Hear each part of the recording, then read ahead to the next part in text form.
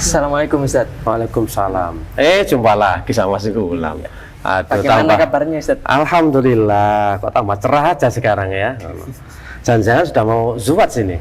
Oh, nikah dah? Masih muda Ustaz. Loh, muda kan umurnya, semangatnya kan sudah membara. Belajar dulu Ustaz. Kan belajar sambil nikah bisa. Apa sih nggak bisa? Gimana Mas? Ini ada beberapa pertanyaan Ustaz. Monggo.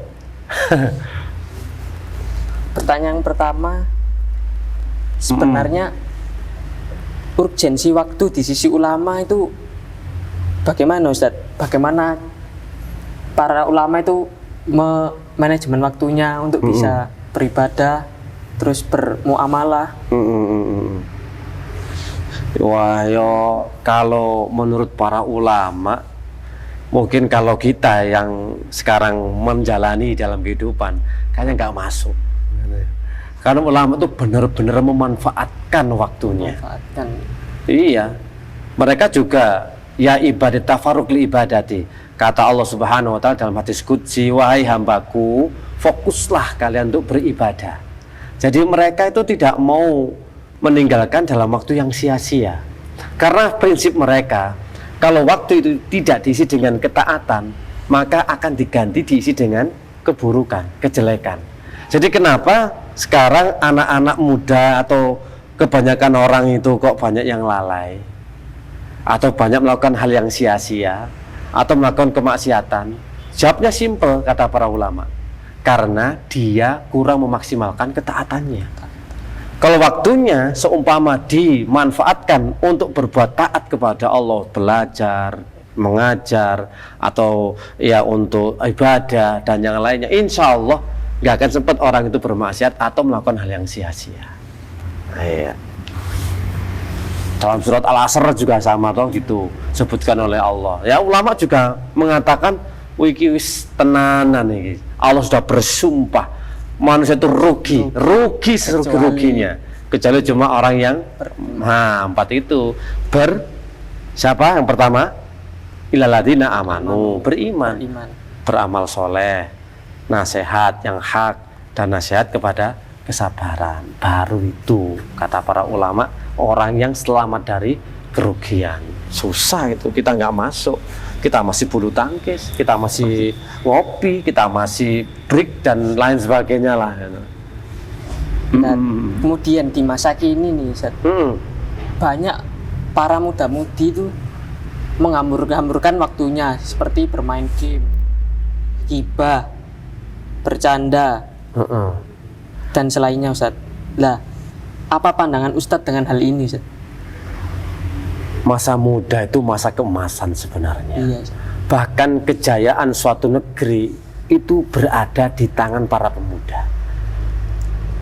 Suatu negara maju dan mundurnya tergantung dari pemudanya. Kalau pemudanya rusak ya? Nah, kalau pemudanya itu rusak, menghambur-hamburkan waktu, tidak mau belajar, terus gimana negara ini bisa berkembang, bisa maju kalau nggak mau belajar? Karena butuh perbaikan semua ini. Yang memperjuangkan siapa? Orang tua. Orang tua itu sudah mau pensiun, sudah injury time, sudah mau meninggal dunia. Kalau tunas-tunas mudanya ini tidak mau menggantikan, jadi apa? Begitu juga agama. Kalau kita lihat di masjid, di musola, muadzin, orang tua. Yang sholat berjamaah, orang tua. Mau adakan kajian, majelis ilmu, yang hadir juga orang tua, ngantuk-ngantuk semua, nggak ada yang greget seperti anak-anak muda, beda. Nggak tahu anak mudanya kemana. Harusnya harus lebih semangat gitu. Harusnya semangat anak muda, karena begini ya, ada statement stigma yang karang-karang ini gini, anak kecil itu dikenalkan ngaji, ikro, kiroati, atau metode umi, metode yang lainnya, itu hanya sampai SD. Ketika SMP sudah malu, aku gede dewe, paling gede mau isin aku, malu, nggak mau lagi ngaji. Nggak belajar ngaji. Sudah tinggalkan baca Qur'annya. Dari kapan? Dari mulai SMP, SMA, kuliah. Nah, nanti tua mau belajar lagi, telat. Itulah ya. Maksudnya ya banyak waktu yang disia-siakan. Iya, kalau sampai tua ya Ustaz. Nah iya, kalau matinya muda mau apa nanti? Lalu bagaimana konsekuensinya di hadapan Allah nanti Ustaz terkait mengamburkan waktu? Loh, tentu Konsekuensinya bagaimana? Allah akan memintai pertanggungjawaban kepada mereka. Karena dalam hadis yang sahih Rasulullah telah bersabda, la tazulu qadama ibni adama inda rabbih yaumal qiyamah hatta yus'al an khamsin. Jadi tidak akan bergeser kakinya anak Adam nanti sampai ditanya oleh Allah tentang 5 perkara. Lah, 5 salah perkara satunya itu, perkara itu apa aja Ustaz? ya, salah satunya 5 perkara disebutkan banyak ya, seperti umur ditanyakan. Umur untuk apa? Untuk apa dihabiskan? Lalu yang kedua, masa muda. Untuk apa dia gunakan? Yang ketiga, yang keempat, harta. Dari mana dia memperolehnya? Dan untuk apa? Yang kelima, ditanya masalah amalnya. Karena kan sudah berilmu, ditanya ilmu, amalmu mana? Nah, salah satunya ini yang diminta ya pertanggungjawaban, yakni tentang masa muda. Sampai spesifik gitu ya Ustaz? Iya, khusus spesifik karena saking pentingnya masa muda itu. Insya Allah. Datang lagi hadis yang lain, ikhtanim khamsan qabla khamsin. Jaga 5 sebelum datangnya 5. Apa itu jaga masa muda sebelum datang masa tua? Karena masa muda ini masa penuh dengan kreativitas yang tinggi, masa masih bening, berapi-api, semangat, luar biasa pokoknya. Tapi kalau tidak dimanfaatkan, cuma sekedar buat ngopi wifi, tidur, ya nggak dapat manfaat apa-apa. Itu konsekuensinya nanti. Luar biasa besar ya. Perjawabannya besar nanti antum. Kalau anak muda buat happy aja, buat foya-foya, banyak kasus seperti itu. Dan akeh tunggale jare wong Jawa. Banyak macamnya kalau anak muda foya-foya, happy touring ke sana, touring ke sini, cari kesenangan sini, ke sana kemari. Wis pokoknya kayak kerasakti lah, bebas, liar, brutal, nakal gitu loh. Sampai ada itu pepatah ini. Apa itu?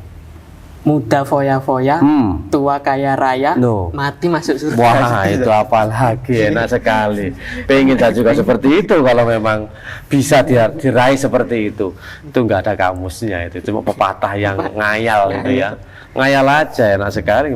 Mudanya foya-foya, tuanya kaya raya. Di mana bisa kaya raya nggak kerja? Nggak berusaha, nggak bisnis, nggak ngapain, nggak mungkin itu. Susah itu. Apalagi masuk surga.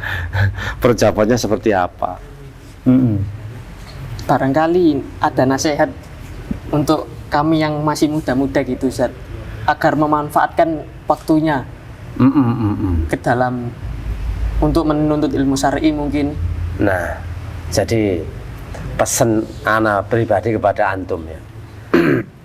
Ketika antum masih muda seperti ini, segala bentuk kebaikan lakukan, walaupun sepertinya kayaknya ini nggak matching sama saya, bukan ke situ saya, enggak, lakukan semua, pelajari semua, karena nanti manfaatnya ketika di hari tua. Misal contoh, ana dulu mempelajari ruqyah waktu muda, seolah-olah itu nggak ada manfaatnya, tapi karena ada memotivasi, kamu nanti bisa bekam atau ruqyah. Mungkin saat ini belum ada hasilnya atau belum bermanfaat, tapi kelak pasti bermanfaat. Ternyata betul, manfaatnya luar biasa. Banyak nolong dan bantu orang dengan izin Allah Subhanahu wa Ta'ala. Itu salah satu keterampilan skill ya. Yang kadang pemuda kok ruqyah, kakak pantas loh. Baik bekam, ruqyah, fasdu, herbalis, dan apapun tuh bentuknya, kalau itu untuk bisa manfaat kepada orang lain, laksanakan, amalkan, terjuni. Jangan ini kayaknya nggak cocok sama saya, jangan. Lakukan saja, pelajari saja. Nggak ada ilmu yang sia-sia. Ilmu waris, ilmu nikah, ilmu apa, semua pokoknya pelajari. Harus rakus dan tamak sebagai anak muda itu. Rakus dengan ilmu ya? Iya, rakus dan tamak dengan ilmu. Jadi manfaatkan waktu dengan ilmu, insya Allah kita tidak akan terombang ambing dengan lingkungan, dengan zaman, dan yang lain-lainnya. Itu loh. Jadi manfaatkan itu dengan belajar apapun itu bentuknya. Belajar ilmu agama saja atau ilmu dunianya juga Ustaz? Boleh semuanya. Yang penting bermanfaat untuk orang lain. Iya, bahkan misalkan nyopir, kalau bisa memberikan manfaat untuk orang lain, oh nanti bisa nyupiri Ustadz ngantar ke sana ke sini, nanti pasti bermanfaat. Skill apapun itu pasti nanti akan bermanfaat. Gitu loh. Pelajari, jangan sia-siakan itu. Kalau memang ada kesempatan dan fasilitas. Oke. Ya, mungkin ini saja Ustaz Naam. pertanyaannya.